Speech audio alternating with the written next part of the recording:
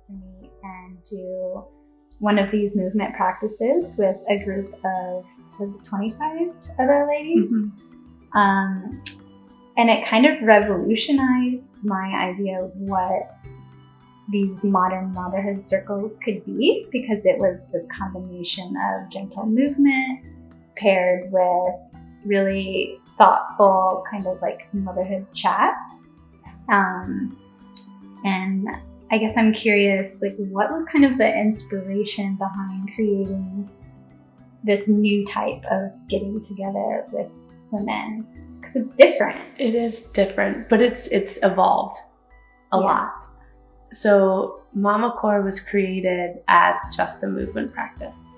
And it was created kind of blending my love for yoga and my background as a yoga teacher, and then the chiropractic side, like the appreciation for the anatomy and the like huge physiological changes that our bodies go through in the early postpartum, and also like the frustration with the really poor guidance that there is out there for women, especially in those first 2 years after having baby.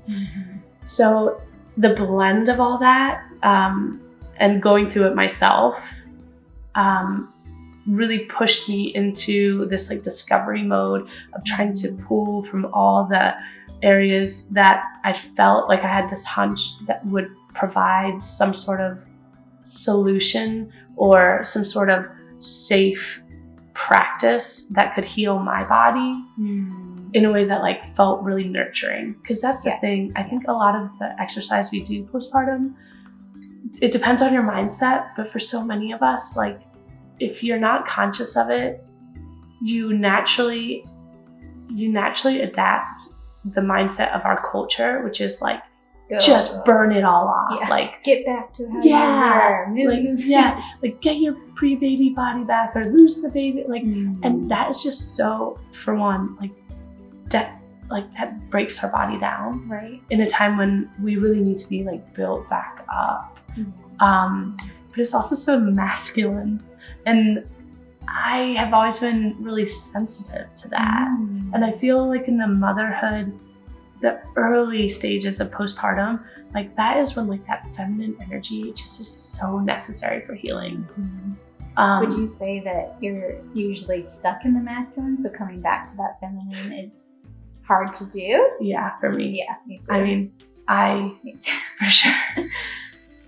The phase of life I'm at right now, I'm holding a mirror up to the fact that like I have been really out of balance between my masculine and my feminine. It's probably another conversation for another time. Totally. But I knew I at least had like the awareness that if I wanted, what my body needed at that time was nourishment, and nourishment feels very feminine. So MamaCore was the yoga and the like developmental kinesiology, which is like a whole nother conversation. It's a really fun idea to know that like the movement is not just like moving around on a mat, but it's like really built into the core needs of building like a really strong pelvic floor and like the muscles to recover from something like birth. Even for women who like at the event were pregnant, but like they hadn't gotten to that place yet. It was like we could all connect within maybe that feminine energy of knowing that like our body really needed it. And the practice for anyone who hasn't done MamaCore, because I was new to MamaCore that evening, it was just very innate. Like the movements that you move are comfortable. It's not like trying to get into a position. It's more just supporting what needs supported. And then you were telling me about how it's allowing us to like drop back in to our bodies, because as mothers we just float from one thing to the next. We're just bouncing around. Like our minds are just going a million miles an hour. And I think there's something like additional on top of that, because now you're not only thinking of yourself and like thinking in your own head, but you're thinking of like another person or other small humans. Absolutely. So like now you're extra separated from your body. You're just like in. Yeah. And your body's usually not yours at that point. Yes. That's so true. Yeah. Like I feel like that's one common thread in my motherhood experience so far is that I'm always doing something for something else. Yeah. And that evening actually felt like one of the first times that everything was pushed to the side and I was able to drop in and then connect with other women who were doing the same thing. Yeah. It was so good. There's like alchemy to it. Yeah. You can't really put words to it. And there's layers. Like we all came from very different days, even that day. Like we had all had very different days. Different. And then we all came together and sat in a circle and we like took those layers off and we were guided in the same like movement instruction, but our bodies are also different and they've all been, there were some pregnant women, there were women who had belly births, there were women that had vaginal births, there were women of multiple children, singletons, like all these different layers. And yet just starting the circle with the movement practice kind of brought us like from up here, like down and then got us on the same level. Yeah. And then the best part was the conversation. It was so good. It was so good. You mentioned something about how no matter what background you kind of come from, like what traditions or cultures you come from, that we all have this built-in primal desire to connect.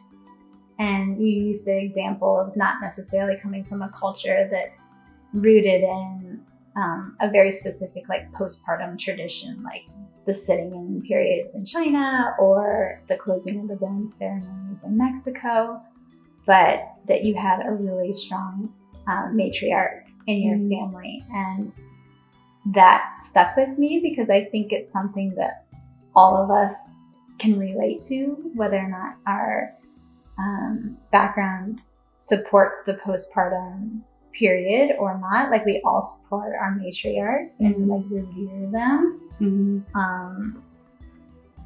So it's just this really fun way of connecting on a very common ground.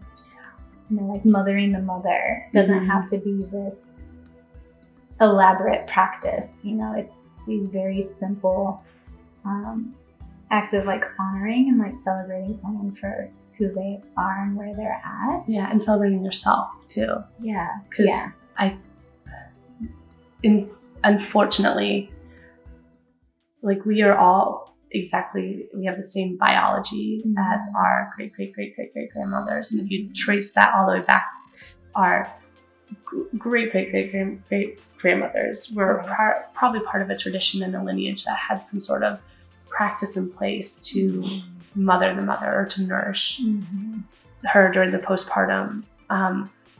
And we share that same biology, but we've just like been picked up and placed in a culture that has no practices in place. So we find ourselves like siloed away, and we all feel this like this connecting, like me too, like I felt that too, like I have felt. And unfortunately, unless we do have like an amazing family system or support system in place at this moment, which I hope the ripple effects of conversations like these will change this for our daughters. Absolutely. But in this moment, we actually need to have the awareness to mother ourselves and into health, so then we can hopefully make the change that's necessary. Ripple effect. Go on. I read something really cool last night, actually, that said that when we were eggs in our mother's womb when she was inside her mother. I read that too. And I'm like, I know. It was one of those moments where I had to read it like 10 times. I had to like really think. But like that made me feel like, oh, that's why we feel so tied to this lineage and this thread of our lines and our mothers. And in regards to this conversation, like that's why it makes sense that by nurturing myself now, like I'm making a huge impact in future generations. That's a whole another conversation. Yeah. Well, I think what's even cooler than just having the idea of like mothering yourself. It's doing it from a physical standpoint, but also tending to the mental health of a new mama. And there's something really beautiful in sharing and the Me Too's that like really makes your experience feel more valid and powerful. And I think that's the power of our Save Us space. Oh, thank you. Seriously, because it's the Me Too. Like there's never been a more important time in my life where I needed to hear another woman say that she experienced it in order for me to feel like I wasn't alone. Because there's so much loneliness, So much. and like little moments of loneliness scattered in the day. And if we just live in the world of like the connection being just like on our phones and the internet, which has its purpose, but if we don't go deep, then you don't hear the Me Too's, and then you feel alone. Yeah. Well, everything that I've kind of gathered over my postpartum experience, because I've gone searching like deep for like people that are having like really good conversations, and it's kind of this idea that no one wants to talk about it. And you and I touch on this a lot, that we are in, the women who are in their childbearing ages right now come from a culture that just doesn't talk about the hard stuff. I experienced something like that last night. But it's something that is kind of crippling, because we're left to believe that something's wrong, or we're searching for answers, or we're searching for some kind of security or validation. And reality, most answers are within. So like shedding that layer of transparency to become a little bit more vulnerable allows you to show up so that other people can also be like, yeah, me too. Yeah, and then in their Me Too, they may share a piece of their experience that then helps you, even though you started the conversation, helps you like overcome something in that for yourself. Absolutely. And that's why women need to be brought together. Yeah. And there's something powerful about the physical circle, because it keeps that energy moving. I've not thought about that, but as someone